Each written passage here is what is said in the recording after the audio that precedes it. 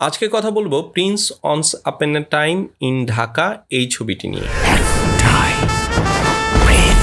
Director হিসেবে ছিলেন আবু হায়াত মাহমুদ এবং মেইন কাস্টিংয়ে ছিলেন সাকিব খান। আমরা সাকিব খানকে পর্দায় চিৎকার করতে, অ্যাকশন করতে আর ডোমিনেট করতে দেখতে চাই, কিন্তু এখানে তিনি অনেক বেশি মার্জিত, শান্ত, যা কিনা সাধারণ দর্শকদের, বিশেষ করে সাকিবিয়ানদের কাছে হতাশার মনে হতে পারে। তবে আমার কাছে শাকিব খানের এই আন্ডার প্লেটাকে ইন্টারেস্টিং মনে হয়েছে। ভিলেন হিসাবে দেবেন্দ্র ভট্টাচার্য বেশ ভালো করেছেন। এনএসডি পাশ করা অভিনেতা, হিন্দি ছবিতে অনেক দিন ধরে কাজ করছেন। যদি খারাপ অভিনয় করতো তাহলে সেইটাই বরং আশ্চর্য লাগতো।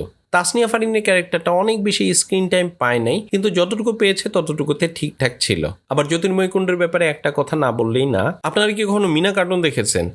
যদি মিনা কার্টুন দেখে থাকেন তাহলে বুঝবেন আমি এখানে কি বলতে চাচ্ছি। আর একটা দৈত্য আমারে 3টা ইচ্ছা পূরণ করতে দিচ্ছে।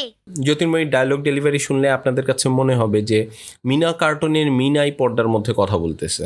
কলকাতার অনেক শিল্পীদের মধ্যে বাংলাদেশের মানুষের কথা বলার ধরন নিয়ে এক অদ্ভুত মিসকনসেপশন আছে। ভাই, বাংলাদেশের মানুষ এইভাবে কথা বলে না।